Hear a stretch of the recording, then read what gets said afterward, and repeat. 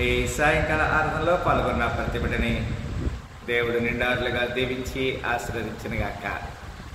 ఉదయకాల సమయంలో మనము కొన్ని మాటలు లేఖన ఆధారాల నుంచి మనం మాట్లాడుకున్నాం పిల్లలు. ఆ లేఖనాన్ని మనము చూసినట్లయితే కీర్తన గ్రంథము 38వ అధ్యాయం, కీర్తనలు 38వ అధ్యాయము 5వ వచనంలో ఈ విధంగా వ్రాయబడినది. Psalm chapter 38 verse 5. నా మూర్ఖత వలన కలిగిన నా గాయములు దుర్వాసన గలవై స్రవించుచున్నవి అంటున్నాడు.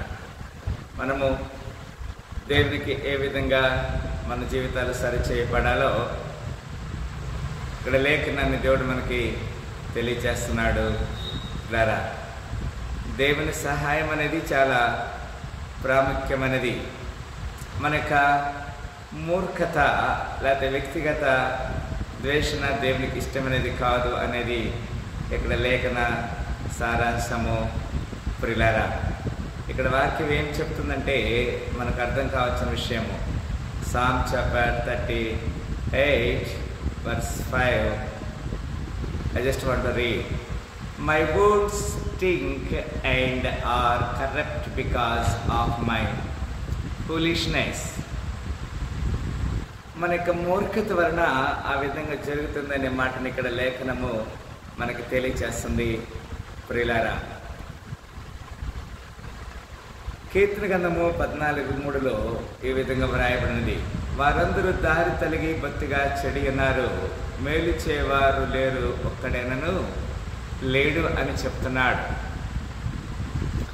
మన యొక్క అవిధేయత దేవుని చిత్తం నుంచి మనల్ని తొలగించడమే కాకుండా మనకి దేవుని దగ్గర నుంచి వచ్చేటువంటి పనిష్మెంట్కి కూడా మనము పాత్రలుగా ఉంటాం అనేది ఇక్కడ లేఖన సారాంశము.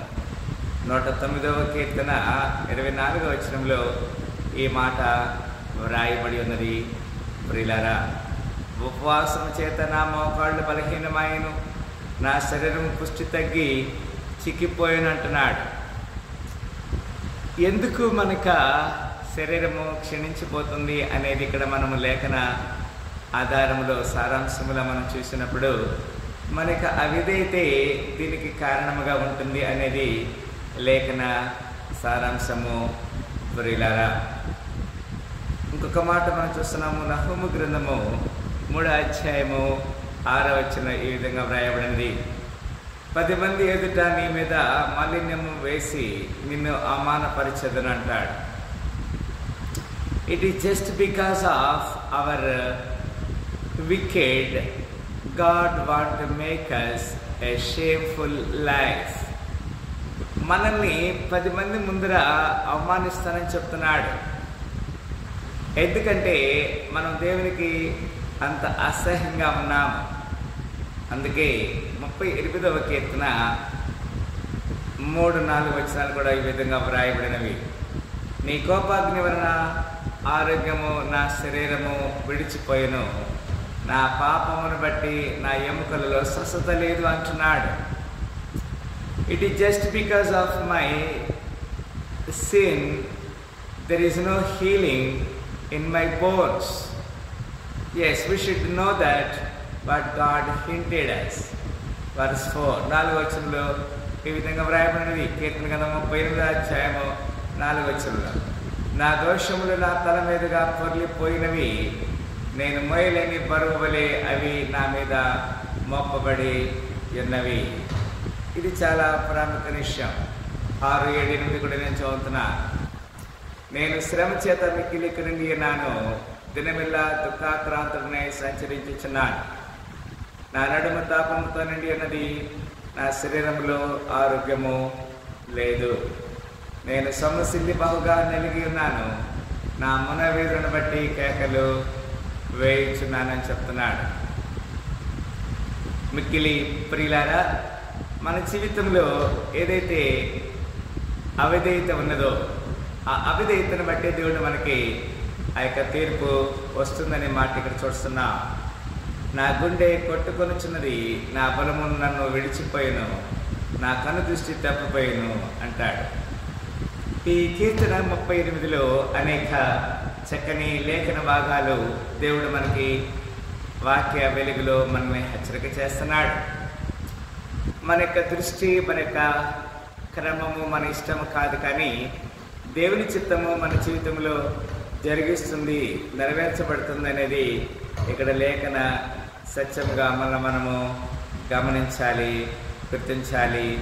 ప్రియులారా, యెషయా గ్రంథములో ఈ విధంగా వ్రాయబడినది 53వ అధ్యాయములో ఈ విధంగా మనం చూడగలుగుతున్నాము. ప్రియులారా, యెషయా గ్రంథము 53వ అధ్యాయంలో ఈ మాట మనం చూసినట్లయితే వచనము 3వ వచనం, అతడు తృణీకరించబడిన వాడును, ఆయన మనుషుల వలన విసర్జించబడిన వాడును, వ్యసనాక్రాంతుడుగాను, వ్యాధిని అనుభవించిన వాడుగాను, మనుషులు చూడనల్లని వాడిగాను నేను. అతడు తృణీకరించబడిన వాడు కనుక మనం అతన్ని ఎన్నిక చేయకపోతే నిశ్చయముగా అతడు మన రోగములను భరించెను, మన వ్యసనమును వహించెను. ఆయనను మెత్తబడిన వానిగాను, దేవుని వలన బాధించబడిన వానిగాను, శ్రమనందిన వానిగాను మనం అతన్ని ఎంచితిమి. మన అతిక్రమ క్రియను బట్టి అతడు గాయపరచబడెను, మన దోషమును బట్టి నలుగగొట్టబడెను, మన సమాధానార్థమైన శిక్ష అతని మీద పడెను. అతడు పొందిన దెబ్బల చేత మనకి స్వస్థ కలుగుతున్నది. మనమందరము గొర్రెల వలె త్రోవ తప్పిపోతిమి, మనలో ప్రతివాడు తనకిష్టమైన త్రోవకు తొలగెను.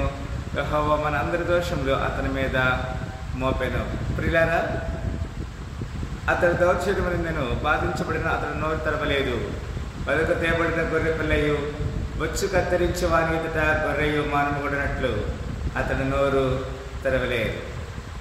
అన్యాయపు తీర్పు నిందిన వాడే అతడు కొనిపోబడెను.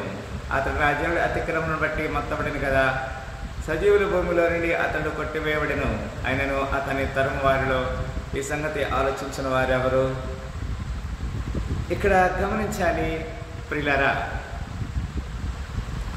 మన యొక్క అతిక్రమ క్రియల బట్టి అతడికి గాయపరచబడినాడు, అతడు పొందిన దెబ్బల చేత మనకు స్వస్థ కలుగుతుందనే మాటను మనము చూడగలిగి ఉన్నాం. ఈ కీర్తన గ్రంథము 38వ అధ్యాయము 5వ వచనంలో అంటాడు, నా మూర్ఖత వలన కలిగిన నా గాయములు దుర్వాసన గలవై స్రవించుచున్నవి అంటున్నాడు. మనము దేవుని చిత్తానికి క్రమముగా లోబడి దేవుని నామ మహిమార్థమై మనం జీవించాలి అనేది దేవునికి ఏర్పాటు.